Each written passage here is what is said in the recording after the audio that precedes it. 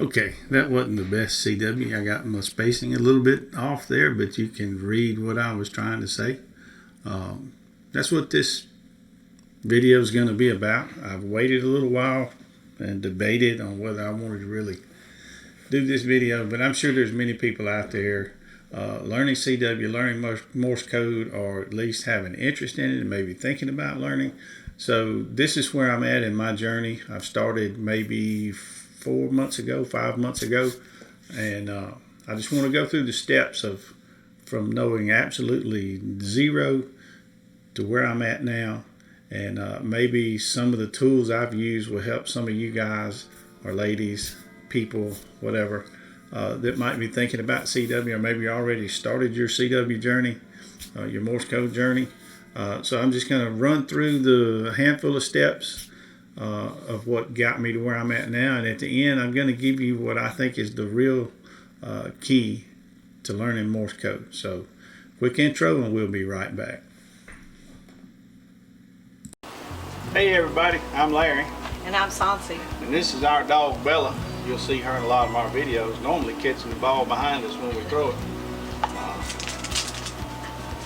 We got a trailer in the way today. There she goes around it. Our channel is ForeverHuff'sLiving.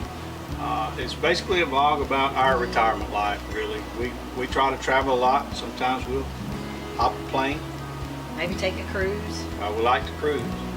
We got a fifth wheel. Yeah. We use our fifth wheel every now and then. And sometimes we just vlog about what we're doing around the house here, what project we have going on. And normally there's a project. So look, we're glad you stopped by our channel. We hope you will subscribe.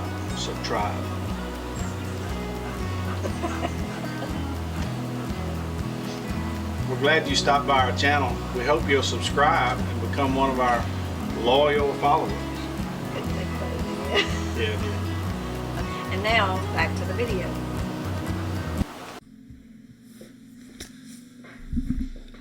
Welcome back, and let's talk a little bit more about the Morse code journey. So if you're starting out in Morse code, or CW, however you want to put it, CW is the term used in the radio world for Morse code.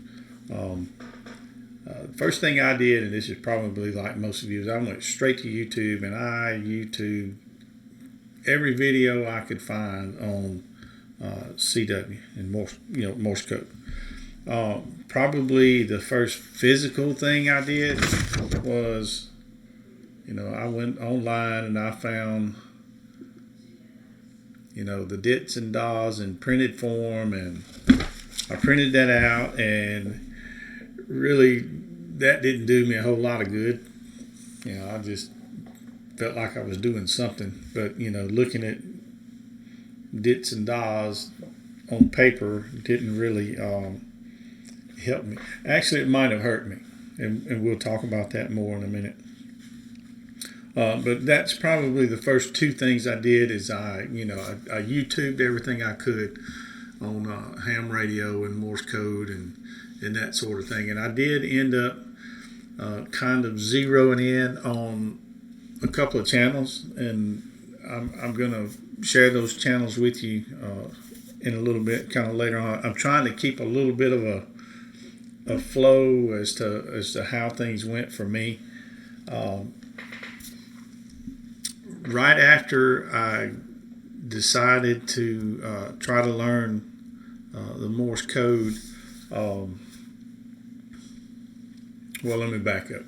While watching the videos that I watched, I found out there are a lot of things out there that you can use to learn Morse code. And I'm not going to say that one is better than the other, or worse, or whatever, because you're going to see a lot of videos. I'm sure if you're watching this one, you've watched others. You're going to see a lot of videos where people say that this is the best way, or even more so, you'll see a video, learn Morse code in 30 minutes. Well, I'm here to tell you that's not going to happen. That's clickbait. But anyway, what I did settle on is there is an app called Morse Mania, and I'll show you kind of here what it looks like on my phone. It's got different levels. starts out, the first level gives you a couple of letters, and it's set up kind of like a game, and it gives you the dits and dials for those first couple of letters, and you challenge that level, and if you do good on that, once you get to where you've got those two letters, you know them when you hear them. Maybe might have been three letters on the first level. I really don't remember. Now that's not the only app out there. There's quite a few apps. Some are paid, some are free. This Morse Mania was for free, and I like free. But anyhow, I downloaded that app. I guess that was the first real step I took to learning Morse code, is Morse Mania. And I didn't spend all day every day, but I did devote quite a bit of time to listening to those letters and learning the different levels. Probably took me a week, maybe 2 weeks. I really don't know. I didn't keep up with it, but a couple of weeks probably to get through all the levels. I think it's 19 levels altogether. And that was not as difficult as I thought it would be. It's kind of overwhelming when you first start looking at all the the dits and dials and all the letters, and it seems like, man, I'll never learn this. But if you do a little bit every day and using the apps, the tools that are out there, it actually came quicker than I thought it would. I will say that. And I'm old. We don't learn things quite as fast as we used to. But that was a good app for me. I enjoyed it, and I would recommend it, but I'm not by any means saying that's the only thing out there. There was several apps. Just I don't remember who recommended it. One of the YouTube videos I saw on YouTube, it was pointed out and talked about, and I thought, well, that looks good. So downloaded that, and that got me started learning the letters. So once I learned the letters, then just kind of by accident, I guess, or fate, I had a neighbor that used to be into ham, and he had an old MFJ paddle that you can. I don't think the company's even in business anymore. Let me see if I can show you that. That's kind of what it looks like right there. And so this is called an iambic paddle, and what that means is, let me get my pointer over here if I can. So you see the paddle there on the left. When you press it, it gives you a continuous line of dots, and then the paddle on the right, when you press it, it gives you a continuous line of dashes. Unlike a straight key, it's just basically shorten out. Whatever when you push it down, it gives you a tone, and that tone stays until you let it up. So you make your own dots and you make your own dashes. The iambic keys now will give you a perfect dash and a perfect dot, and will give you continuous dashes or dots depending on which one you press on. So you can actually key a little faster, I think, and it's a little bit easier. Now, I have seen some videos where they recommend learning on a straight key first and then move into the iambic paddle. I can't say whether that's right or not. That statement is true or not. I can't argue with it. But the problem with me is I learned on the iambic paddle first. So now I'm going to go back and I'm going to learn the straight key. I actually have a straight key that someone gave me, and it's very unique. So I'll show that to you in just a minute. But the process of learning one before the other and which way is better, I really don't know. I learned on the iambic first, and I like it, and I'm going to probably continue to do that on the just go with the iambic paddle.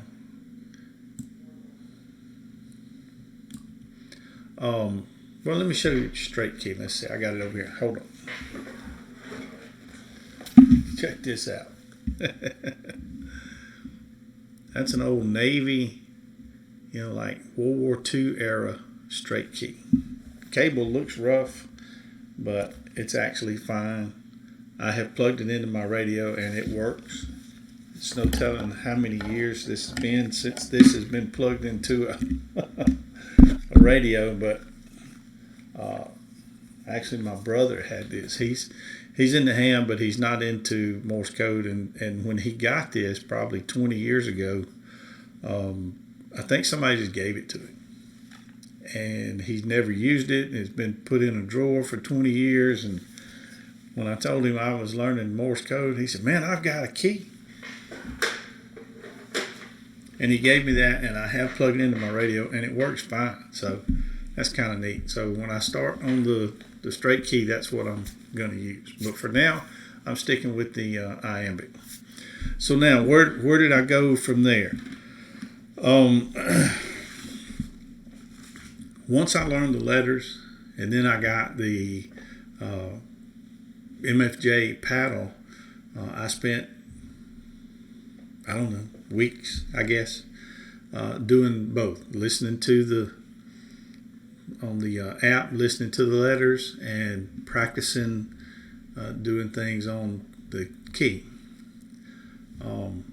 Now, I said earlier that printing this paper out might have been a mistake.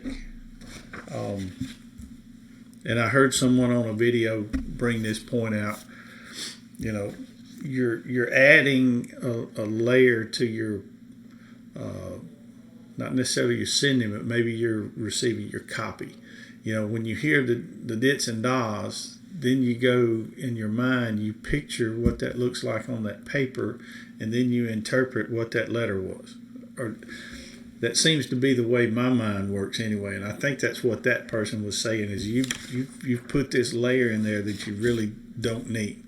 I didn't know any better when I first started, so that's where I'm at. And for a while, I would turn my radio on and try to listen to some Morse code and then try to interpret, and I did that exact thing. I'd hear whatever, and then I'd kind of plant that in my mind what it was, and then I'd go find it on this paper and say, okay, that was a G, or that was a Z, or whatever.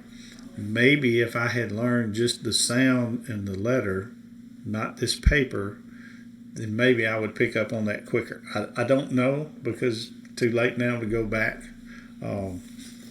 And I'm not, in this video, I'm not trying to teach someone how to learn Morse code. I'm sharing my experience.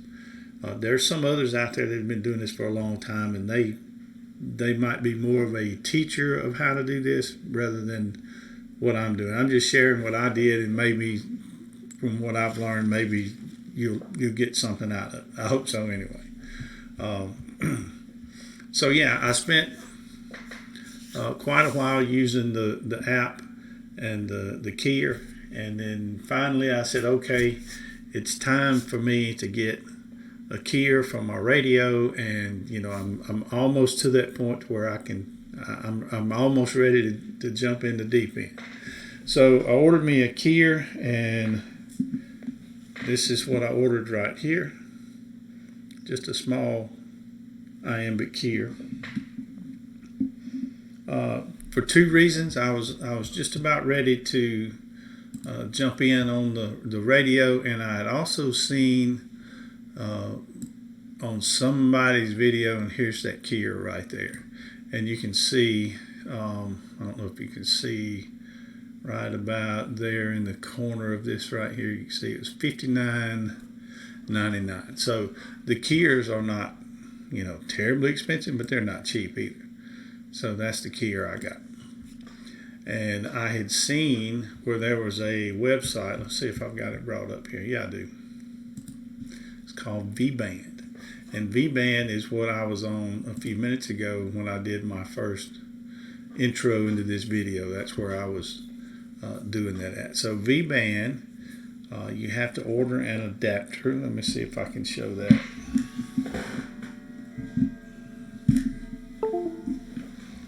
So you get this small adapter right here.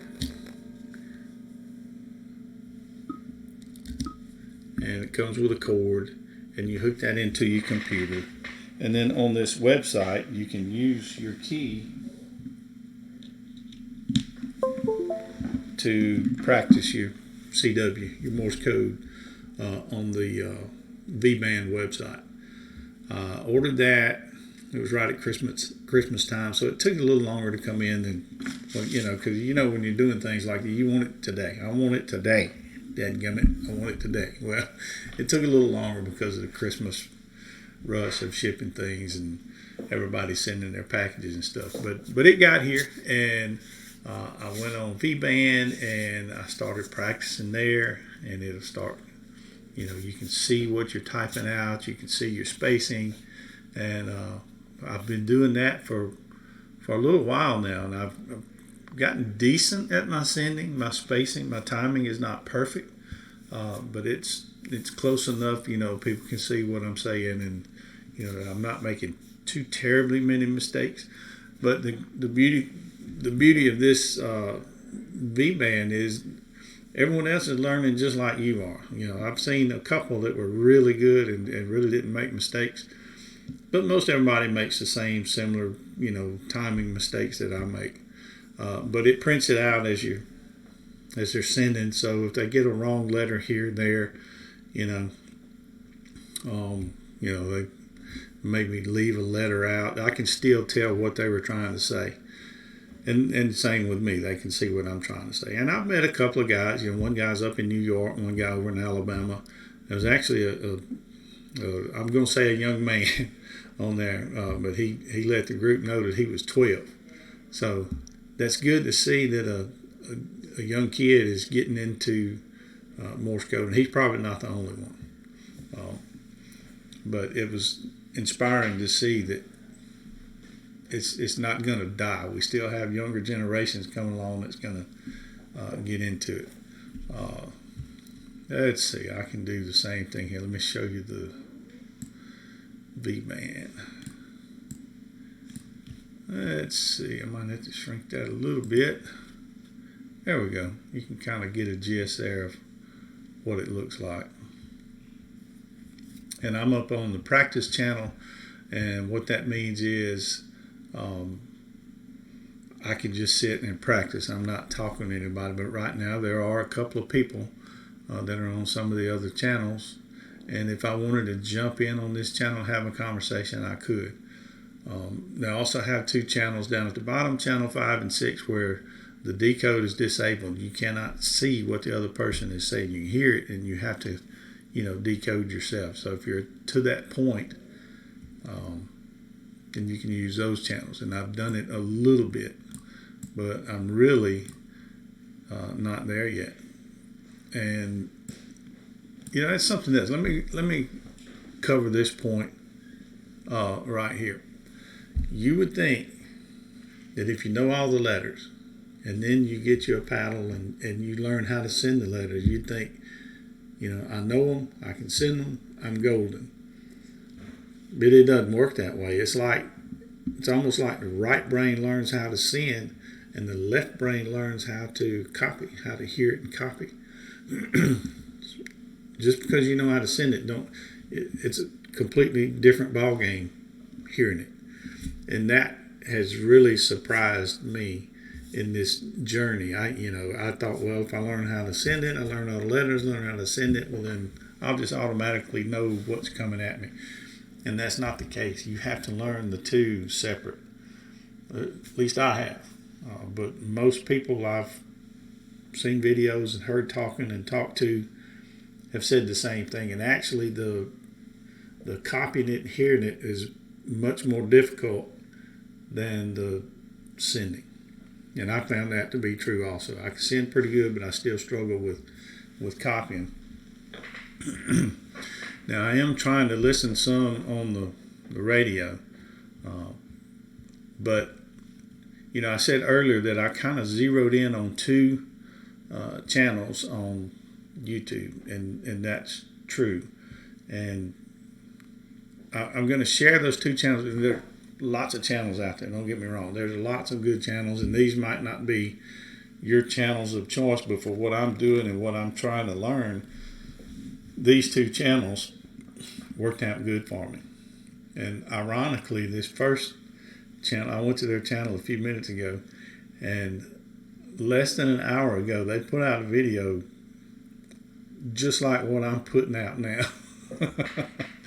But theirs is more specific. They're giving you specific things to do to learn Morse code.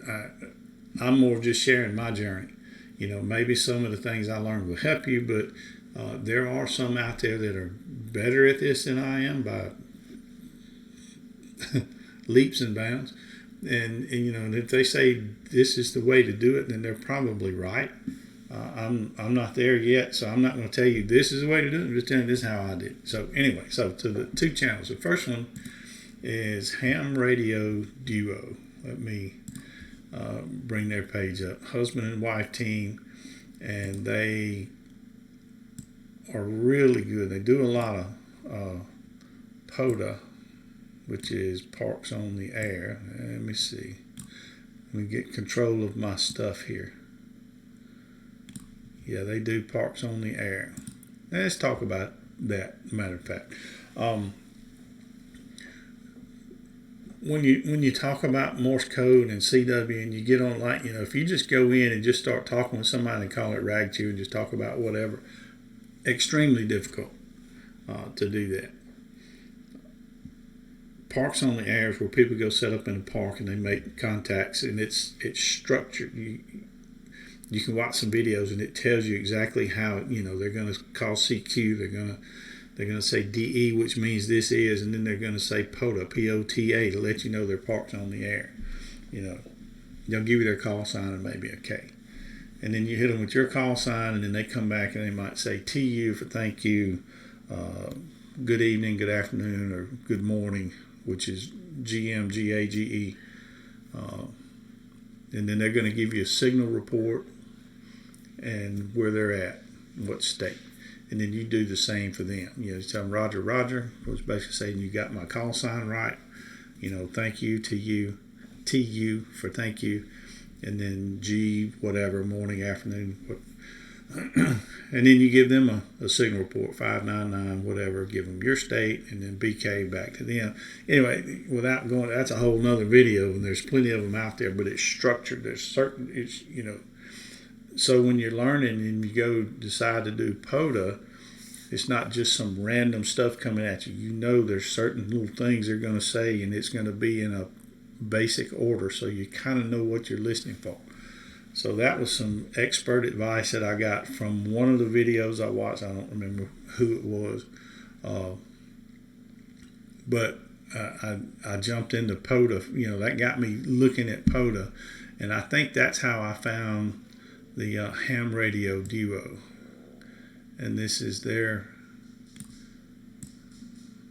YouTube channel right here.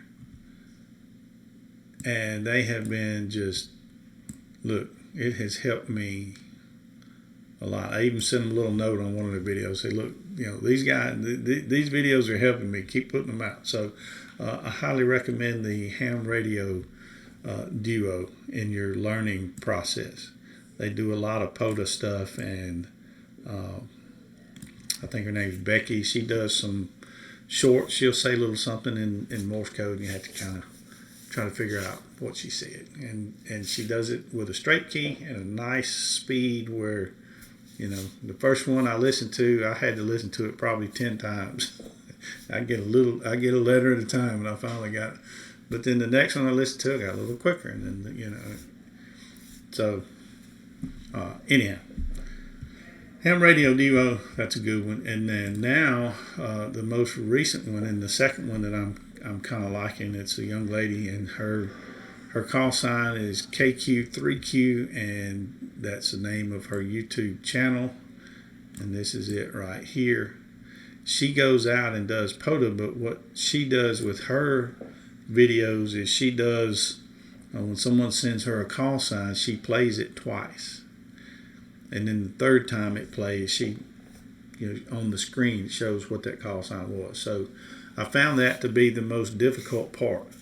You know, everything is structured on POTA, and a lot of the same things are said over and over. But what the one thing in there that's random is call sign. You know it's coming next, but it's just random letters and numbers.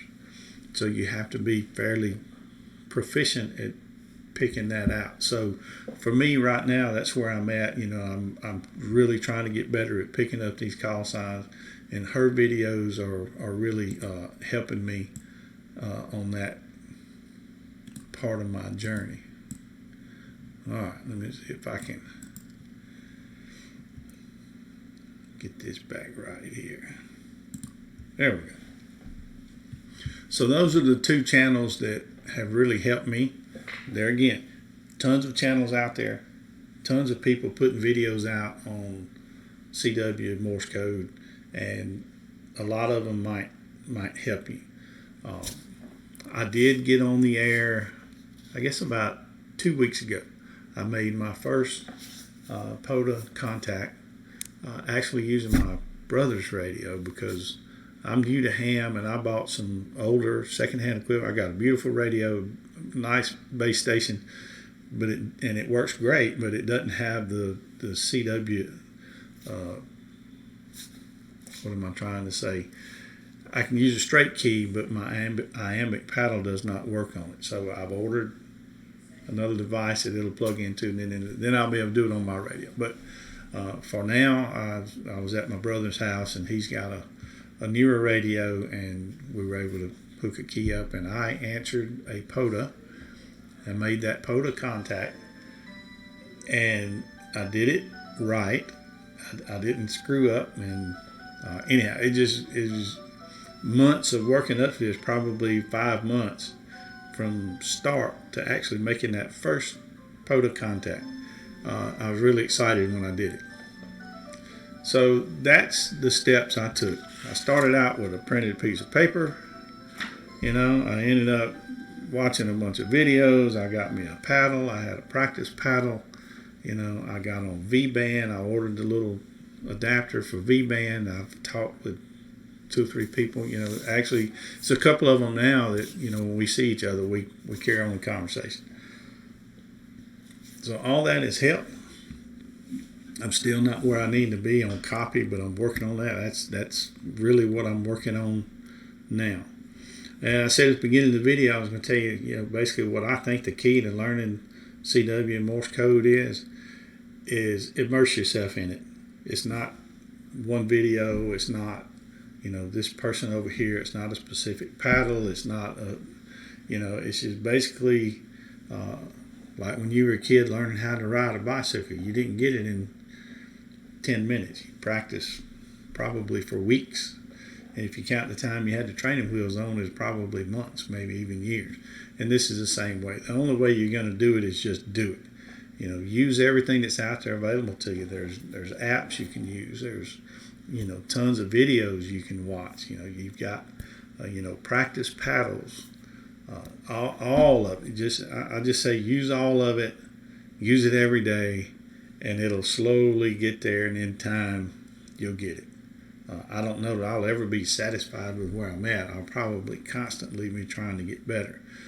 But within a few months, you can actually be on the radio making contacts. I know, because I'm an old guy. I'm not as smart as I used to be. And I did it. So if I did it, you can do it. So that's where I'm going to leave this video. Like I say, in the beginning, I said I've been hesitant about making this video. But I'm at the point now that, okay, I've actually made some contacts. I've learned the letters. I've learned the numbers. I know a few of the characters, and I've made some contacts. I'm actually using it on the radio. So I wanted to share this with everybody. This is a fun journey. It's not over. It's just starting, and I hope if you have an interest in it, you'll stick with it. Use all the tools that are available to you, and hopefully one of these days I'll get to talk to you on the air. So till next time, I'm Larry, and my wife's in there. We'll see you down the road.